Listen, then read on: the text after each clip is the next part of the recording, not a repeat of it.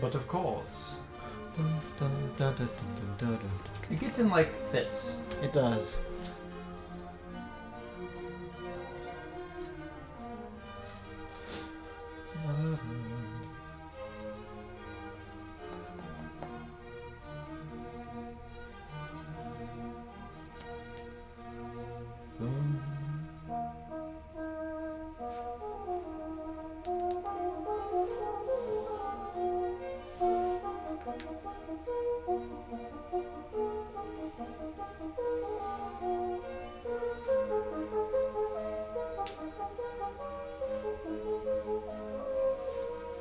Oops, I got the wrong splash up.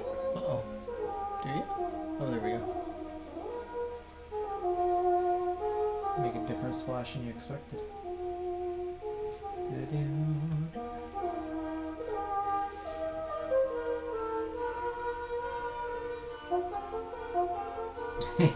What? And now Father Greg is hidden behind the splash. Oh. There he comes. Right as you. Interesting.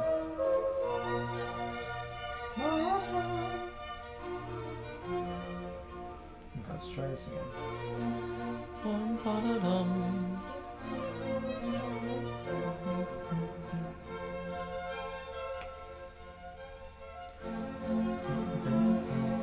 I like how I've kept it nice and cold in here for your sweater weather. It is nice, yeah.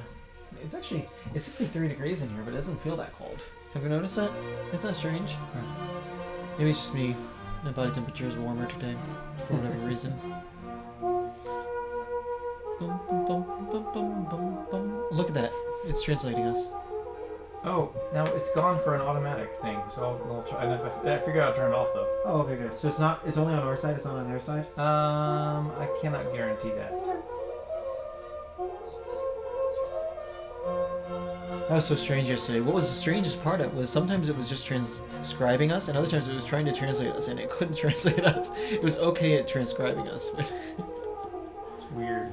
Uh-huh. So see this little thing, HD settings? And Yeah. For some reason it's got clicked on. Weird. Well, that could be an interesting commentary with ourselves. Uh-huh, it's true. Morning, Bill and Donna. Alright. How's the coffee today? Good, good. Oh my.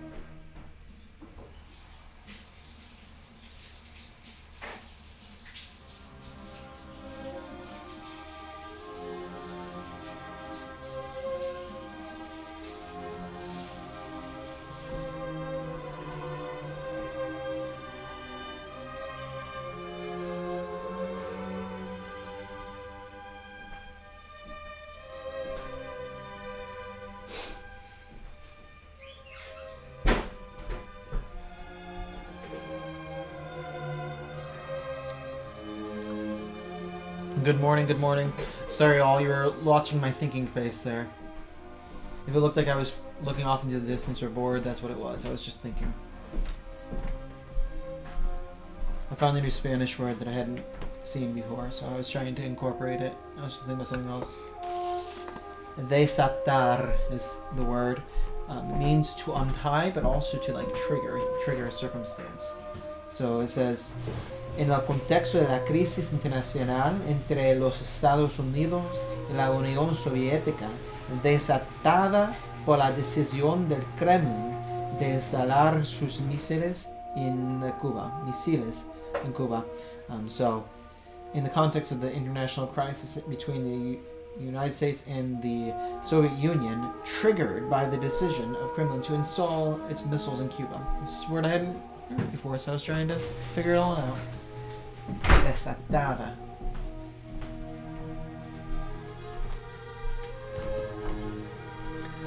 Thought I'd pick up your paper today. Okay, go ahead. Sit here, read the paper for a little bit. Good morning, everybody. We have 14 people. Great. Looks like. That's still early. It's true.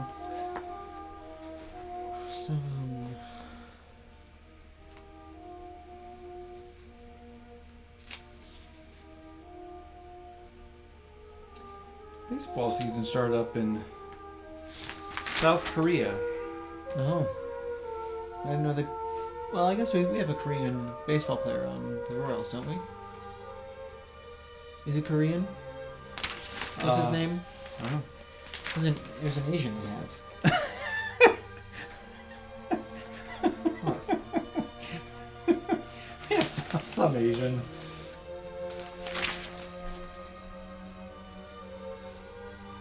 I'm pretty sure he's Korean. Okay, cool. Let me see. I'm gonna.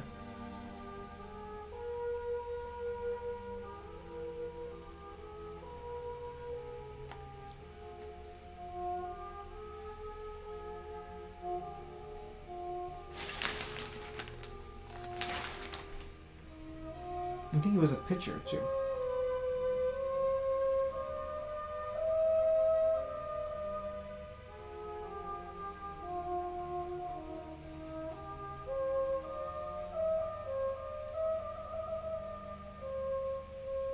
Maybe not. Maybe I'm thinking of the Pirates.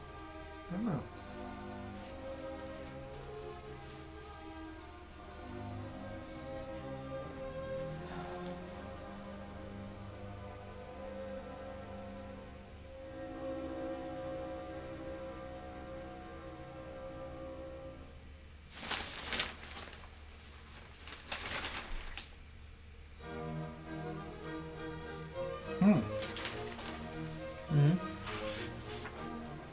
This new Mazda. Mazda RX-7, blast from the past. It does look like a blast from the past. Look at that thing. Oh, okay. That's not new, is it? Yeah. What? I think so. Or maybe not. Maybe they're...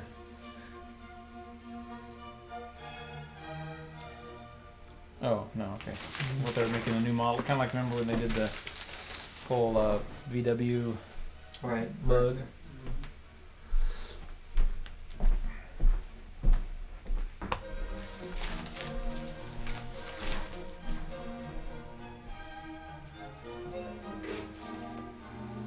Morning, everybody. This is the day the Lord has made. Let's rejoice and be glad. Yep, that's right. That was our theme for the school year this year. That's true. Good Shepherd. Who knew that we would be rejoicing in such a way at the end of the year?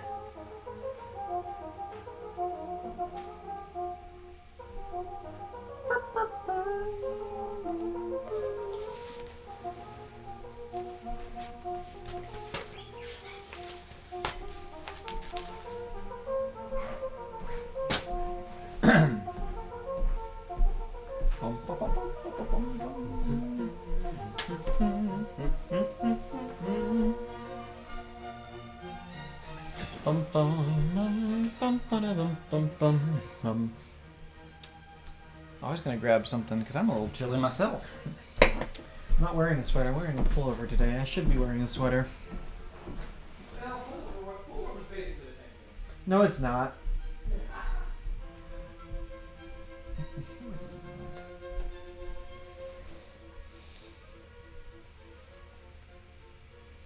Bum bum bum bum bum. Hope everyone's doing well today. We'll be getting started in just a moment. Bum. Bum, bum, bum.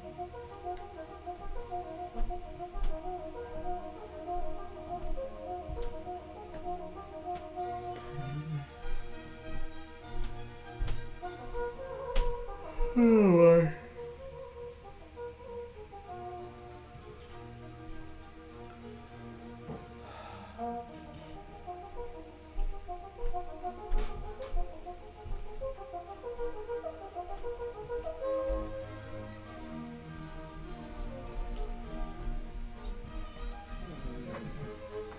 I want to check something. Let me see if the email is coming yet.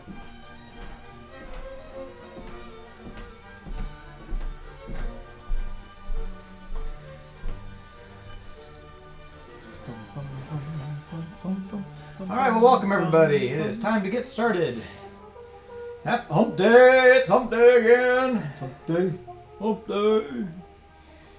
All right, so welcome everyone to the Fireside Chat. We welcome you all here today. Mm-hmm. We welcome Father Greg Hamas, who did not make an appearance yesterday. We apologize, Father Greg, but apparently you forgot Father Ashmore's birthday yesterday, so... He did text me. I know. Okay, actually, on our meeting yesterday, he put that out there, so I'm just He kidding. did, yeah. Mm-hmm. But sorry, Father Greg, I know I that... feel bad, I can't lie. I'm sorry, Father Greg, that you did not make an appearance yesterday. I'm Yeah, sure I know you're you're highly heartbroken. offended by that. And we don't have any bishop motto for you this today or whatever. So, well, welcome everyone. How are you doing? What are you doing, keeping yourself occupied during these times? Besides watching, of course, the Fireside Chat. It's a little bit chilly in here. That's why I went up to grab a pullover. A wee bit nippy, one might say. That's right. A wee bit. We are. Quant. I'm trying to trying to do natural air conditioning, so before it gets too warm. So trying to keep the house nice and chilly before it gets warm, because it did get warm for a while there. It did, yeah. And so we had a couple of days where it was getting a little steamy in the house, and Father Kent and I had to have a discussion about how to properly use our windows. Right, so I've been attentively opening up the windows at night. And then closing them by 8 or during the 9 day. in the morning, depending on the day. Right. You see, I lived for 4 years without air conditioning. Well, actually, no. The house that we had up in New York didn't have air conditioning. The house that we had in Kansas had air conditioning. The house we had in Pennsylvania didn't have air conditioning. So I lived my high school years without air conditioning, and I lived 4 years of college seminary without air conditioning too in Missouri, Kansas. Right. So I've experienced those terrible, horrendous nights of trying to get the cool air in and trying to get the breeze in and sitting there sweating and all that. But I also know now how to keep your house cool in the midst of... But you weren't there in Conception this summer, though, either, so that's good. We were there in August, though. That's true, yes. Mhm. For a couple of tough weeks. Yeah. I remember it would sometimes get as low as like 79 degrees in our room at night. Ooh, very good. Well, how's life as a 27-year-old there, Father Ashmore? Oh, well. How are your legs doing today? My legs? They're actually doing a lot better than I thought they would. We had a rough day with the legs yesterday. You see, I decided in the afternoon to go on a run. And it was gonna be a longer run than I had been accustomed to doing lately, so I went on a 6-mile run, which was only a mile longer than what I'd done. But it was it was gorgeous out. The wind was a little strong, but it wasn't fighting me too hard. Went around to one of the local parks, went through there, had a marvelous time. And then later that day, Father Kent and I were going on a walk, and I was dragging. I told him I told him that if I had to go to the retirement home at this point in my life, I've lived a good life. Here's a 45-year-old telling the 27-year-old, "Come on, let's go, let's go." We walked over. The guests invited us over for a driveway dinner yesterday. It was very lovely. Celebrated his birthday, and we kept social distance and everything. So, but I know that that's kind of become a thing. It was nice walk out last night. We wore our masks on over. We did. So we're trying to be better about that. We didn't walk.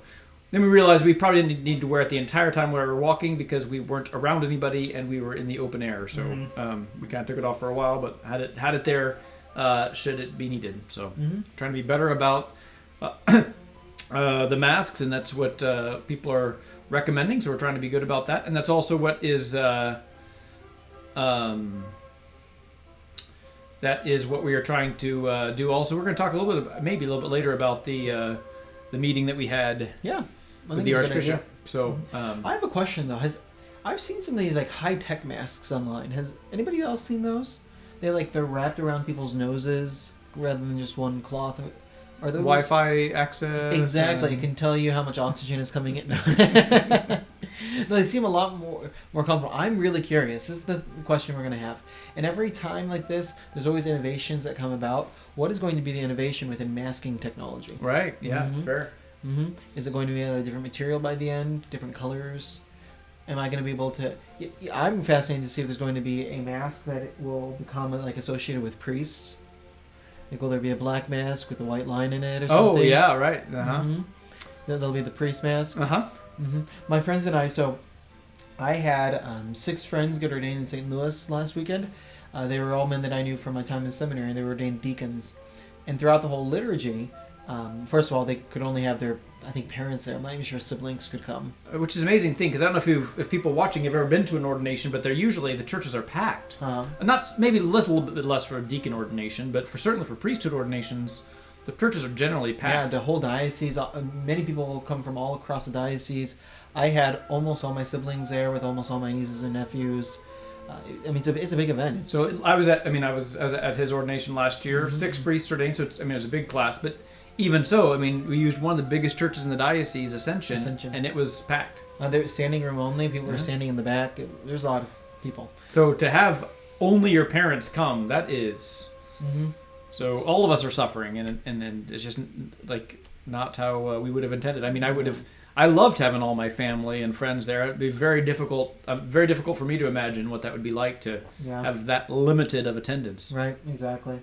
There's also beautiful, right, in the priesthood, and I'm sorry I interrupted you, we can get back to your conversation, but in the priesthood ordination, there's a beautiful part, and one of my favorite parts personally as a priest is not only do all the priests lay their hands on each of the people that are being ordained, but there's also an embrace, a hug, like welcoming you into the order of priesthood. It's really lovely.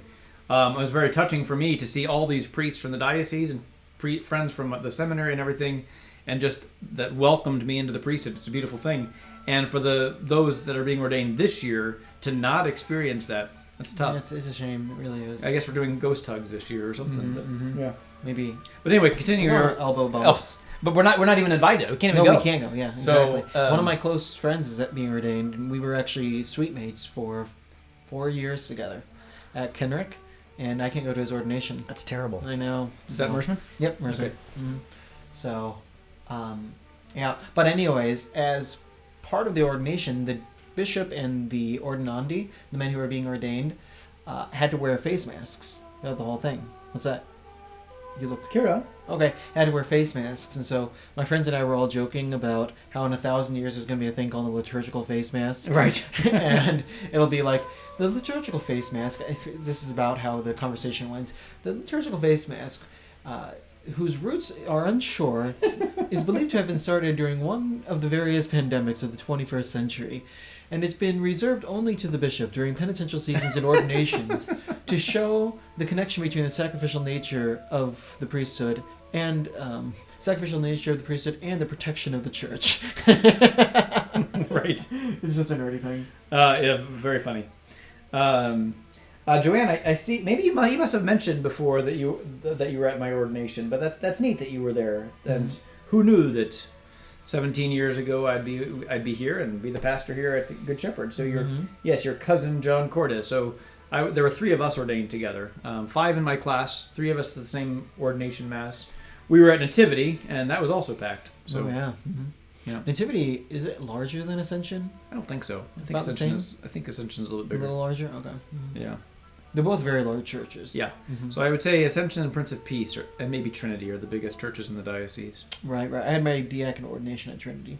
Okay. Holy Trinity. And I couldn't go to that because I had a baptism scheduled for that day. Right, I noticed. I was joking. I did watch the live stream though. Okay. I had a baptism that day that didn't show up. Oh no. So really? I could have gone. Oh, that's a shame. I know. So I was like, okay. It was only diaconate. it was only. Yeah. Well, Just made my it's a big promises deal. It's a then. big deal. Yeah. Yeah, it is. Promise celibacy then. Exactly. So that's a big deal. Yeah. So that's something else I was gonna mention. Well, I guess before we forget, I better talk about the coffee that we have. Oh yes. And I'll do my little greeting here. So let me go to the O'Connor cam. O'Cammer is messed up here. Let me just see if I can fix my O'Cammer. There it is. All right, so go to the O'Cammer. So today's coffee of the day is City of Fountains. This was This is a gift from Terry Rhodes. It is a gift from Terry Rhodes, so thank you. And it has beans, so we ground up the beans today, and there was not a disaster in the coffee machine today with the bean. We haven't unboxed for those of you who watched yesterday, we haven't unboxed the other coffee maker yet, but I took a risk and tried to be very careful with that basket holder there. So City of Fountains is today, the roastery, with a little bit of chuck full of nuts. And then hello to Rachel and Rosalie and Laura, to my nieces, and I guess your mom sent me a text that you're a little sick today, so I'm sad to hear that. So, sorry. I hope you get better, and I hope hope you can bring some joy. Look at all these cool balloons here that are over here. Aren't those pretty? Aren't those cool? Nifty. They got those. We got the Mr. Potato Heads over here. Bunnies are back balloons. there. So, and hello, Dryling girls, if you are watching. I hope that you also have a good day, and I hope that you're not sick. So, all right, let's go back to the main camera. Blank and click. All right, so darn. What's that? Yeah. Oh. So. All right. So sorry you're not feeling so well there. That's a shame. Yeah. But before we move on, I want to thank everybody for all their birthday wishes. I really appreciated them. It was quite beautiful. He did not put the balloons here, by the way. No, I'm quite embarrassed by them. My family growing up, birthdays were recognized, but they weren't that biggest deal in the world.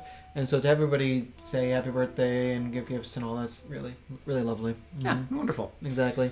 I was joking with, and if my parents are watching, please take this in. I say this all in love, but my parents are not what you would call the best gift gifters in the world. Yes, you were, yes. I was joking with the guys last night that for my 16th birthday, I got a milk frother.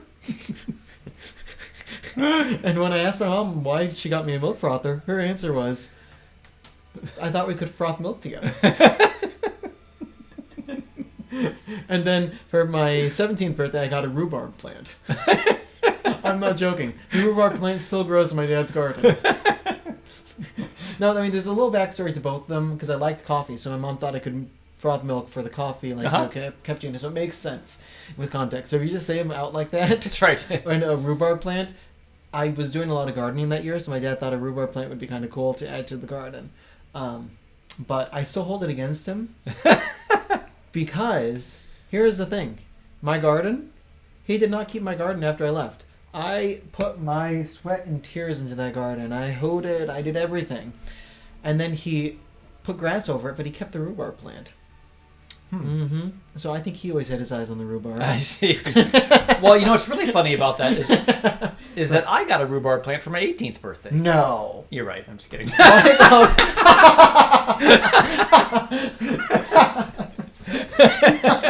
Oh man, you almost got me there. I really thought you were acting. Yeah. Oh my goodness. That was great. Very good. So. Well, so we yesterday we had a great meeting with the Archbishop and the priest. I think we were mentioning that. And thanks also to all the parishioners that sent in their thoughts, their emails. I have not responded really to many of them because there were several of them. I just didn't have a chance. I read them all, and most of them, I think I got one yesterday afternoon or something. I read before the meeting. There wasn't a whole lot of... The meeting didn't go exactly how I was thinking it was going to go, at least on Sunday when I was making that announcement, bring your thoughts. They really had it well planned out already, and I'm very impressed. I think our bishop is doing a great job with this whole pandemic thing.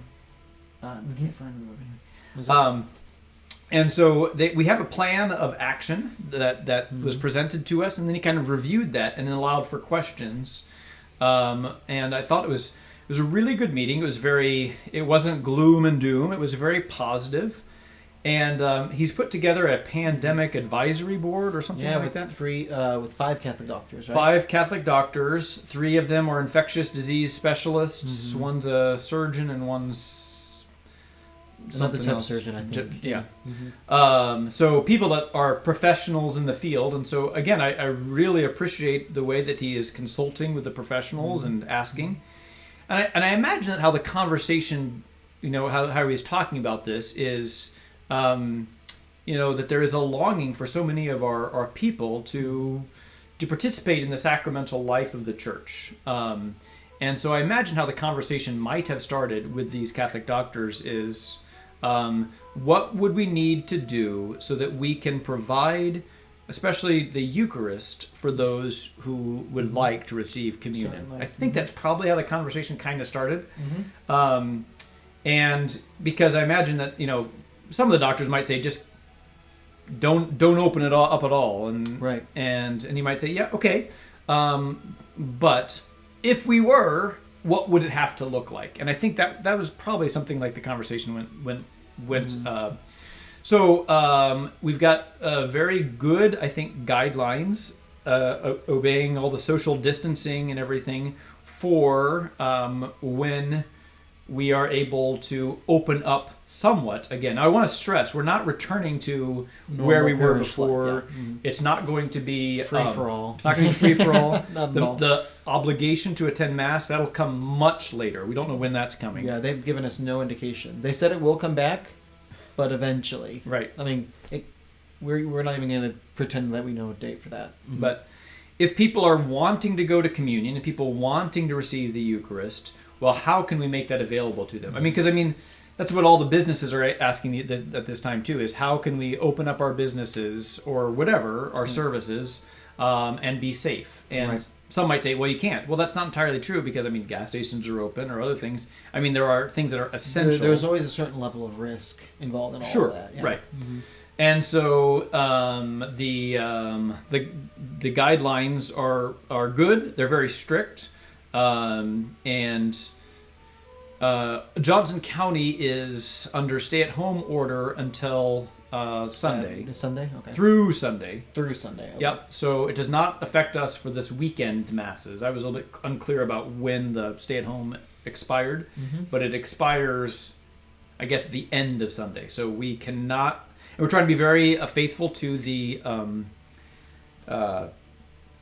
state guidelines, and that's what we're encouraged to do is, what the state says and what obey your state ordinances, obey your county ordinances, whatever those would be. So, and then we're also, I got a good clarification on what mass gatherings mean. I thought that was helpful too. Yeah, certainly. Mass gatherings are those things that are gatherings of several people where social distancing cannot be maintained or something like that. Wasn't that what it was? Or? Yeah, exactly. So a mass gathering would be defined as when 10 people or more, I suppose, 10 people or more cannot be 6 feet apart, essentially. Right. And so you can have different groups of 10 people in a certain way. Right. But they all have to remain 6 feet apart. So it's all about whether or not we can maintain that social distance. Right. So one of the principles there that I think that they are recommending is I think they're gonna. So I think it's like we're gonna do like every third pew. I believe that's what the. And that's one of the guidelines. Yeah. It's every third pew or every 3 pews. Between, you know what I mean? Yeah. Right. We have to review that. And I think a general guideline is about 20. You should not have more than 25% of your church filled. Then. Right. So, and social distancing, obviously in the same household, so families can sit together in the same pew. But if you don't live in the same household, you're not supposed to sit in the same pew. Yeah. and those kind of things. Or I think maybe some of our pews are long enough that one person can be on either end. Masks will be should be worn, I believe is how the phrasing says when people are at church. Yeah, exactly. Actually, it says that, if I remember right, it says that masks have to be worn upon entrance and exiting the church. So the whole time that you're in there, except for when you're obviously receiving Holy Communion. Right. And while we're distributing Holy Communion, we will be having a mask. Yep. And there's very specific instructions about how we are to distribute it. We can go through all that. Sure. But about how we are to distribute it. If we were to accidentally touch someone, we have to immediately purify our hands. So there's...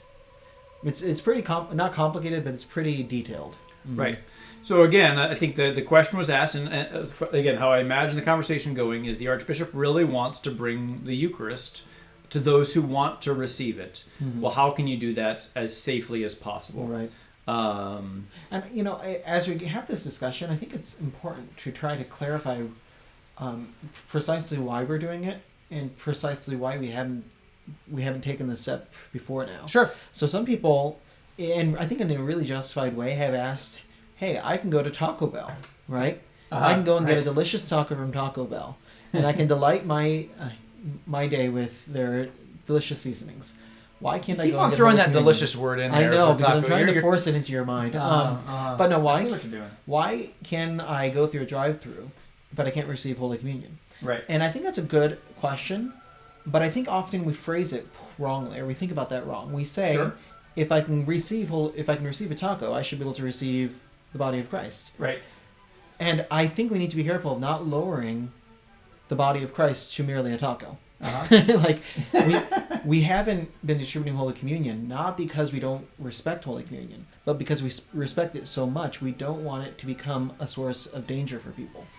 Whereas, when it comes to the food, I mean, it's less important, the food is, in a certain way, than Holy Communion. So if we phrase it in a certain way of, like, we're just comparing it to another commodity we get, we're going to forget that the reason why we've been doing this has not been because we don't respect Holy Communion. The reason we haven't been distributing Holy Communion is because we do respect it, if that makes sense. Sure. And if we phrase it along that lines, then we're apt to take the proper steps as we reincorporate or reintroduce normal parish life back into the parish. Right. Because then the steps we're taking for distribution of Holy Communion or Mass or whatever it is will be seen as a way of how can we protect the people and the Blessed Sacrament, both from being seen as commodities, both from being sources of danger, and how can we make sure that the Blessed Sacrament is receiving the respect it deserves. Right. Because if we don't think of the Blessed Sacrament as a body of God, that it is the body, blood, soul, and divinity of Jesus Christ, then we're going to be apt to think about it in ways that are absurd. Like, for instance, and Cardinal Sarah, who is the prefect of CDW, Congregation of Divine Worship, was talking about the fact that some people are suggesting individually packaging the Blessed Sacrament in like little plastic bags, and he's like, you don't put God in a bag. like if you think about it as merely a taco, yeah, you're going to come to that conclusion. Sure. But if you think about it as God, you don't put God in a plastic Ziploc bag. Right. So we're balancing many needs throughout this whole thing. If that makes sense. I don't know. Do you have anything to add on to that? Or No, thoughts? I think that's a good observation. Yes, that God is not a commodity, but God is essential to our life. Exactly. And so we want to make sure that and that was the other thing that the Archbishop was talking about is it's a good catechetical, it's a good teaching moment as well. Like, what are we saying if we're saying that the practice of religious life, the sacraments are non-essential? We want to avoid giving any kind of sense of that, and that's not what was meant to be communicated, but that's possibly what has been communicated for some over the past month or so. So, and so we don't want that, but we do want to respect the sacrament. I also want to clarify that again, that was a very good meeting, and I really liked the approach, and the Archbishop was very clear of we're not reopening business as normal. We're still not to have different meetings in the parish. Right. We're not to have the Boy Scouts come for something. We're not to have my VIA group come together. Right. Even though it's a small group, and even though I could probably divide up into two and have less than 10 people come together, we're still not to do that. Right. No funeral luncheons, none of that stuff. It was basically what can we do as the bare minimum of what we are really called to do as a church. I mean, I was talking last night on the Tuesday Night Live about the precepts of the church. You know, that precept number 1 is you shall attend Mass on Sundays and holy days of obligation. I think that's like the first thing, you know. So, again, it's not obligatory, but there's something of the reasons obligatory is because it's good for us, right? It's good for us to come together as a community. It's good for us to receive Holy Communion. And so how can we do that and do that safely? I think that's an interesting point there. The precept is not you shall receive Holy Communion. No, right. The precept is you shall attend Mass. Attend Mass, right. So the precept is we are to worship God. Right, and then true. if God distributes the fruits of that worship, which is what we say, we offer the sacrifice of the Mass, and then in the great feast, he distributes the fruits of that sacrifice. That's how we talk about that. Sure. That's his choice in a certain way, you know. But we are to worship him first of all, because that's the first call of man. Yeah, right. Yep. A different precept, you have to receive them once a year. And in the Easter season, I think is what it says. Exactly, which might be shocking to people, because people I've heard many times say something along the lines about why even go to Mass if you're not receiving Holy Communion? Because you're worshiping God. Right. You know, and the church says you have to worship God every Sunday, and you have to receive his fruits once a year. Which is it's kind of contrary to our modern conception, I think. Right. It's like I go to Mass, I get communion. Yeah, it's a commodity. Right, exactly. And that's something that I'm really part of the discussion I've seen from a lot of people has really just concerned me, because I see our Lord being treated as this commodity. Like, I need to receive my Lord in this way. And it's like, okay, I want you to receive Holy Communion. I want you to. But we have to understand it's a gift. Yeah. And if we forget that it's a gift, then we start treating him as a taco at Taco Bell. Right. I give my money to the church, they should give me Holy Communion. We're talking about a gift. We're talking about that we're here because of the Eucharist. You know, I don't. The only reason why I can, actually, this is a really interesting thought. I'm sorry for getting on a tangent. The only reason why I can celebrate the Mass is because I've been instituted by the church to celebrate the Mass. So I've been sent forth to do that. Nobody can call forth the Mass on their own. Right. It's always through union with the church. Yeah. It's good. Yep. Thoughts?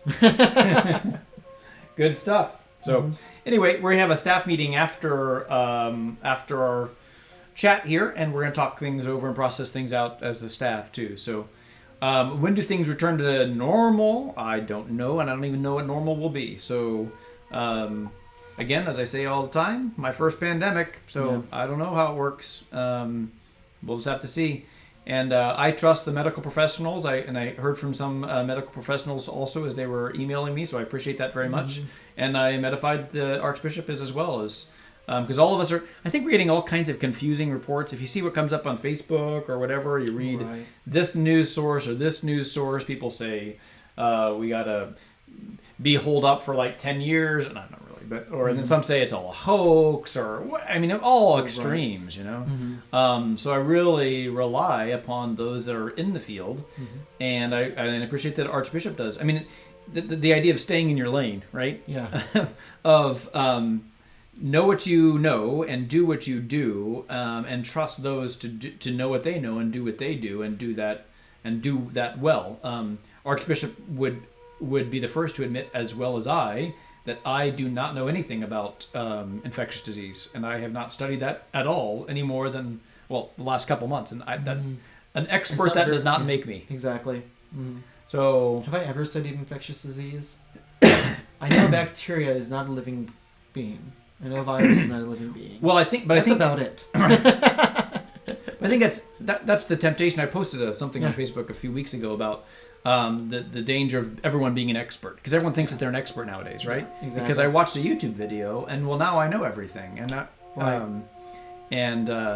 we had a conference on this a few years ago, and doctors I know that are having some trouble convincing people that WebMD is not necessarily the be all and end all of their diagnosis. Like, well, I read on WebMD that this is. I obviously have colon cancer. Right. So why are you withholding the truth from me or whatever? It's like, so it's frustrating.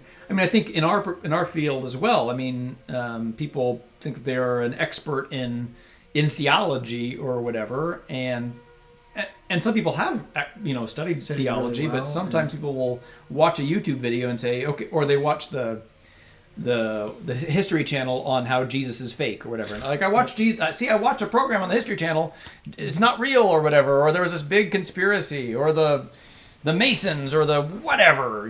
It's like, okay, hold on. Right.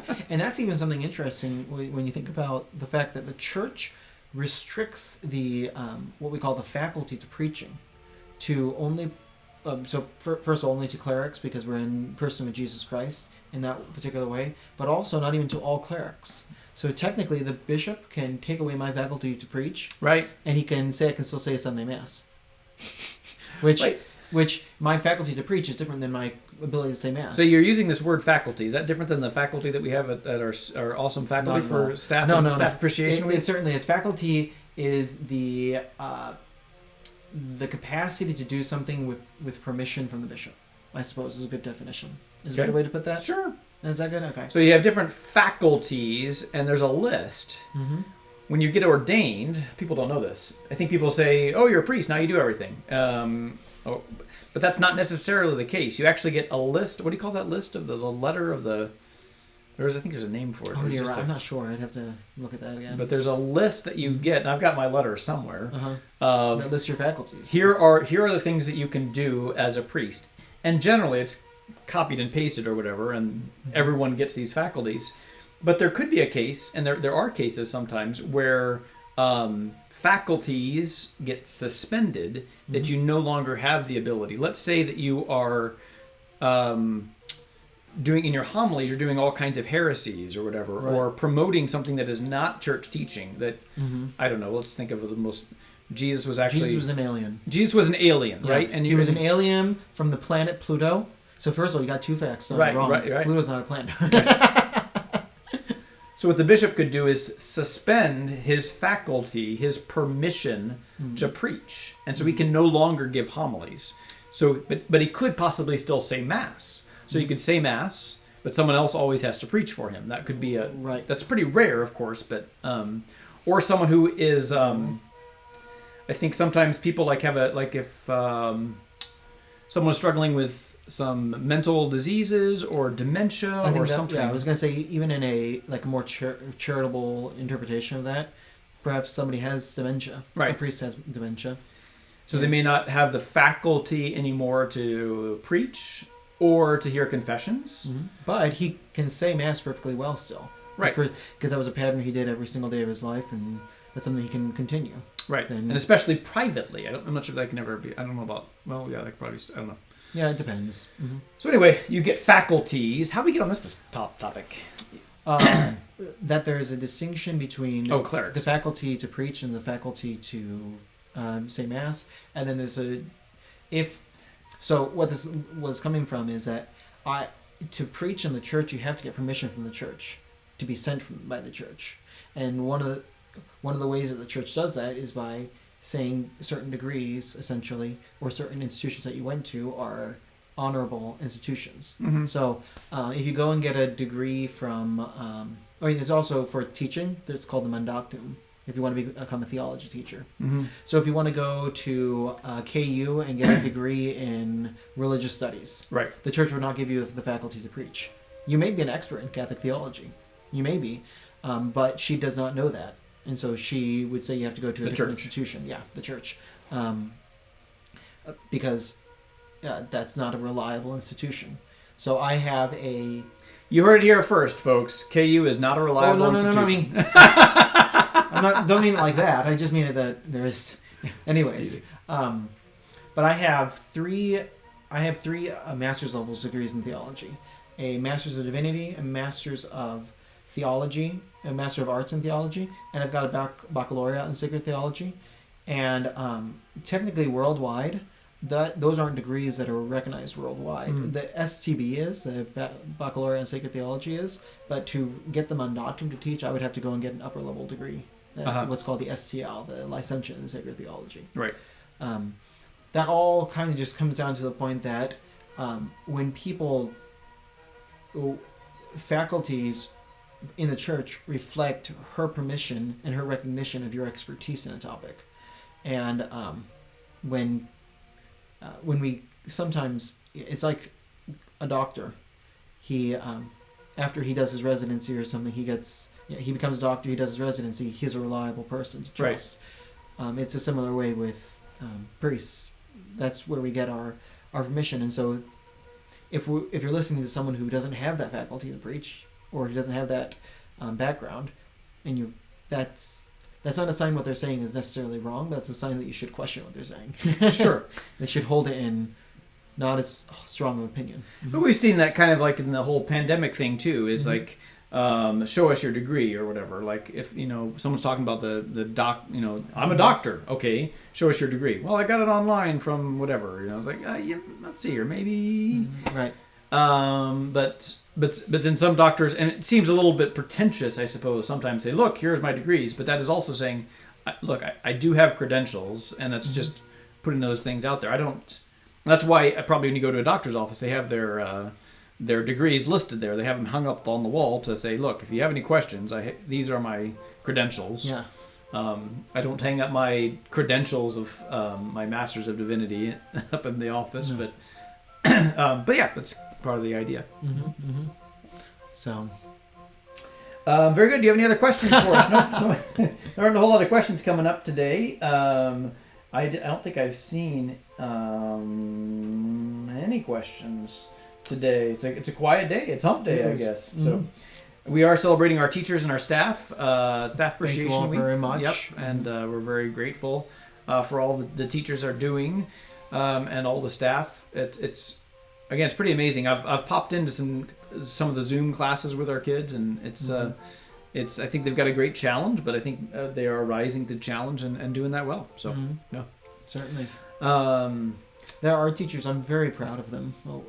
They've done a fantastic job travailing every type of discouragement, every type of hindrance throughout this whole semester. They've done a marvelous job. Yeah. Awesome. Do you have anything to put onto the Ashcam today? Not necessarily, but we were talking yesterday about our favorite movies, and somebody asked us about our favorite music. Oh, yeah, our favorite music. So I was going to put that forward to you. What's your favorite music? Yes. Are you asking me, or are you asking the crowd? Okay. You. Show us your credentials and your motives, says Jen. So my favorite music. So I've always been, as far as like secular bands, my favorite bands would be Chicago.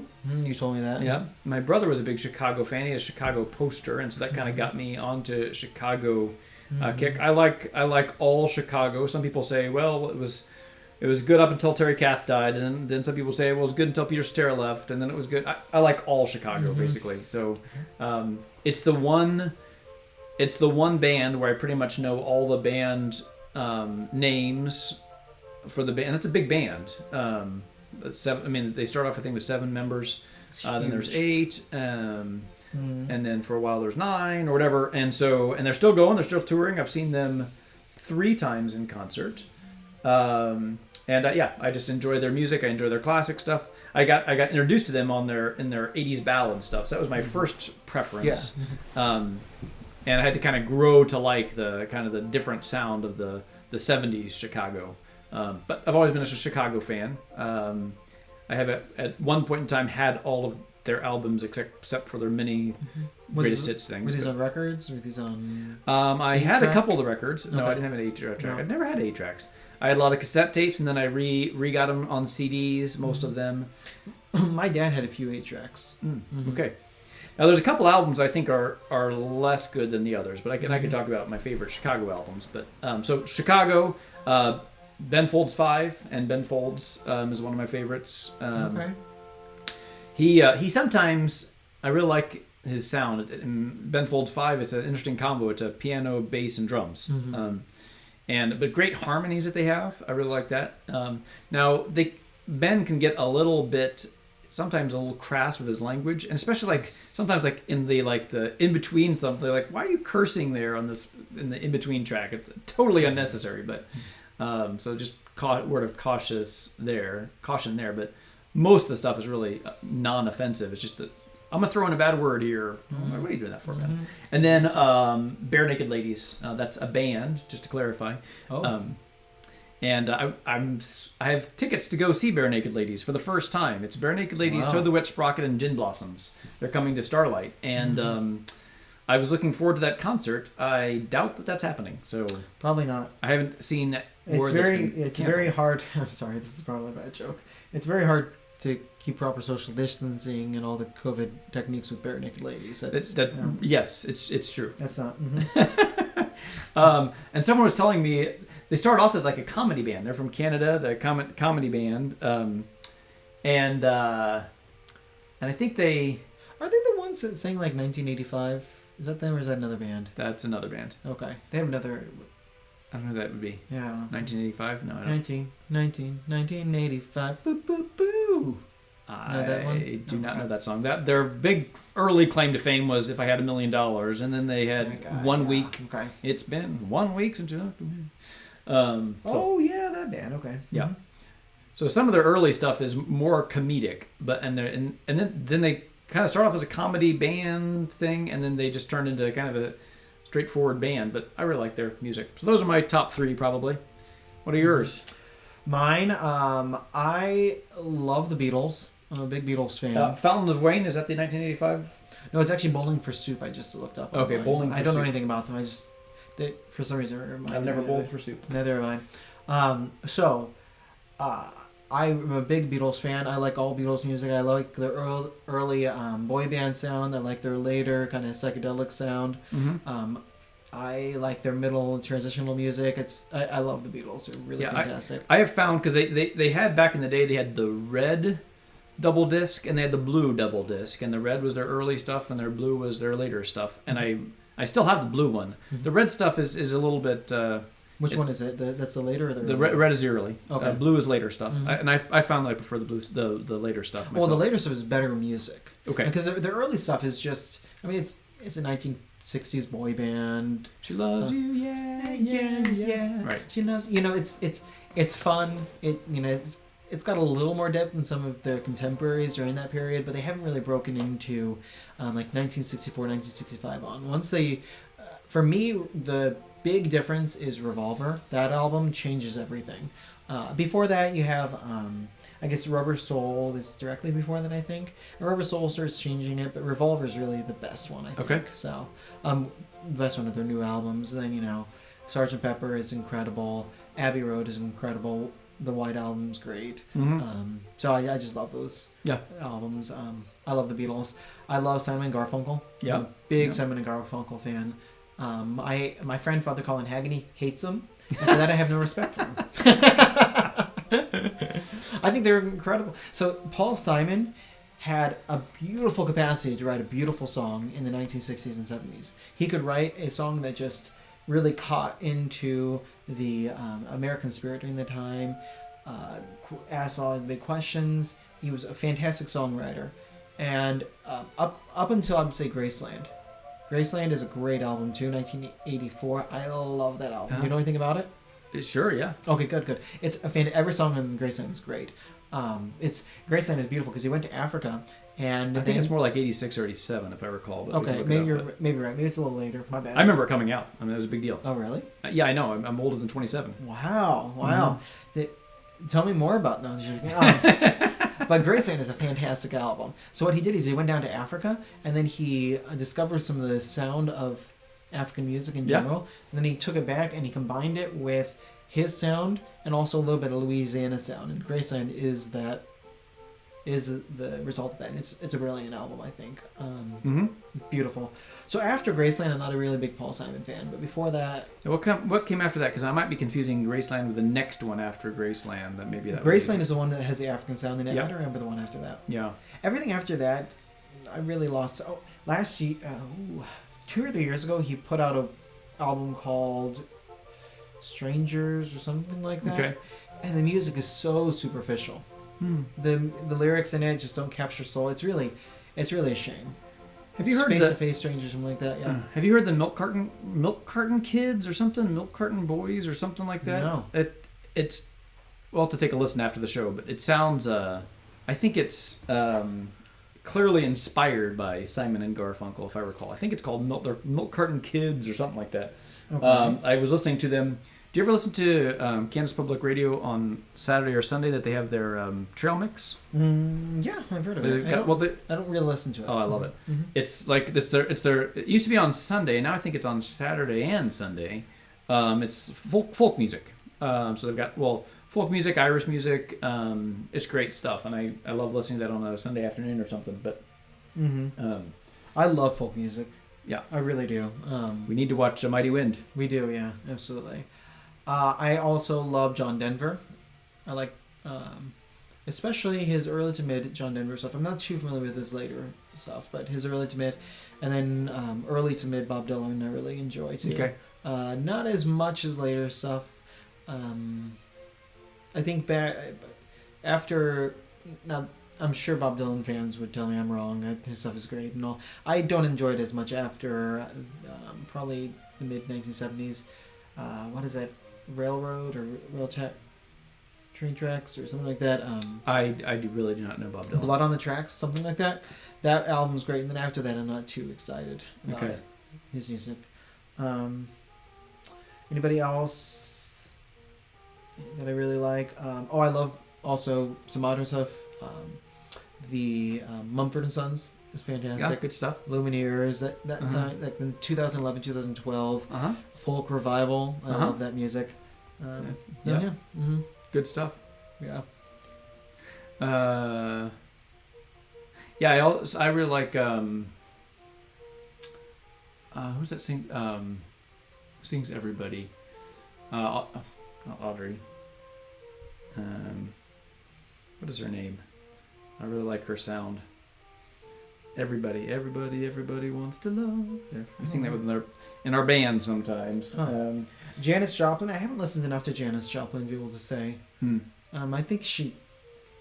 Ingrid Michaelson, that's her name. Oh, okay. Yeah, I don't know enough about her. Mumford & Sons is great. Mumford & Sons' first two albums are metaphysically gorgeous. The music is deep. It's incredible. And then their next album, they tried to pull a Bob Dylan, which they switched to more rock instruments, and all their music suddenly became about failed love, and it was all not trash. It was fine, but it wasn't exciting. Their fourth album is much better, but it's not to the level of the first two, I don't think. And then also in that same line, the brothers, what were they called? Who are they called? I've seen them twice with my brother-in-law. Oh, come on. I've forgotten who that is. I don't know. And then I was throwing for my... and then Carly, yes, I saw yesterday. That was on... it was on one of my streaming services, and I watched it. It was good. Yeah, I liked it. The premise of... Do you know the premise of yesterday? No. A guy wakes up one day, and nobody's ever heard of the Beatles. Oh. And so he's like playing all these songs, and like, that's brilliant. It's like... it's yesterday by the Beatles. It's like, how would you just write that? Like, no, it's by the Beatles. Like, who? And then it's about him like rising to stardom with all these great songs that he knows aren't his, but nobody else does. It is very interesting. It's a good premise, and it's a pretty good movie. The Tobit Tears. Yes, thank you, Cindy. Back in the old days of my little band there when I was recording music, and we recorded the musical of Tobit. Cindy was part of that. Tears. Avett Brothers, thank you. Oh, Avett Brothers. Yeah, the Avett Brothers are great. They're great. Their album, Emotionalism, I think it is. Emotionalism is incredible. Oh, it's their best album, I think. It's really good. Yep. So yes, the Tobit Tears, very good. And then a couple. So then on the Christian side or the Catholic side, I have two people that I always that I love that are on the top tier. Is Danielle Rose, my favorite Catholic artist. She's awesome. I really like the way she puts a lot of stuff word for word, like the Memorare or a lot of the scripture. Her album on the Rosary is awesome. It's a double disc set back when there were discs. And each song is about a mystery of the Rosary. It's really good. And then Michael Card, he's not Catholic, but practically could be because his songs are so rich with really good theology. So those are my two top Christian artists. So Danielle Rose is Catholic. Michael Card is, I think he's Lutheran. But. Yeah, I don't really like a lot of Christian music. Well, I don't either. Yeah, I know. I'm just saying. Like, I find a lot of it to be superficial, and the lyrics to be really kind of to be superficial, and the music not to be very inspiring. I think it's now. I don't think Christian music is bad. I think it's better for Christians to write music. You know what I mean? That element of they're writing from their own experience of being human. Because again, as we said, literature. What is literature? Literature is the literary account of the search for meaning. I think literary account of the search for meaning. Okay. And I think music is just like that. And so, if you can write through human experience, you get a lot more real music than just trying to be inspiring without any depth. Mm-hmm. Right, and I would concur. However, I do kind of like. I have found that I went through a phase. I was really into Christian music. I was listening to it all the time. Mm-hmm. But there is something comforting about it too. Is like I kind of like turning it on and kind of it lifts the soul up. So I can only handle often so much of it. So I kind of go in phases. And I'm like, now I'm hearing the same stuff over and over again. Yeah, I understand. But yeah, I mean, and that's I don't like a lot of Christian music. That's one of the reasons I started writing music. Is like I don't like a lot what I'm hearing. Let me try to. I mean, with whatever, But that idea is, yes, I want more music that is more thought-provoking and maybe not giving me all the answers or whatever and saying, Jesus, I devote myself to you or whatever, which can be good, but it's not necessarily something I want to listen to over and over again. So not necessarily poetic, right? So exactly. Daniel Rose and Michael Card, I think, are very poetic, and that's what I like. That's why I like their music. So, but we actually have a meeting at 11, don't we? We do. So we should get going. We're getting a little bit long here. Lori asked over on the tube, how many years does it take to become a priest? We can answer that somewhat quickly. Generally 6 to 8 years now. Mm-hmm. Yep. You only had 5 years, but because of that, we lengthened to 6. Exactly. We've seen the result of what this brings. Yeah. So generally 6 to 8 years, sometimes 9 years. I was on the 8-year program. So. Mm-hmm. All right, so very good. Well, thanks for tuning in, and we'll be back tomorrow, 10 o'clock, for Fireside Chat. We have a rosary, I think, at what time do we have a rosary? 5 tonight, I think? I think so. Okay. Well, we hope you have a blessed day, and we will see you tomorrow. Thank you all so much. God bless you. Oops, wrong click. Now I click this guy. We weren't on the Ash Cam at all today. It's okay. Well, maybe I'll just close us out. Just so we said we did. There, look, it's the Ash Cam. Look, there it is. Hi.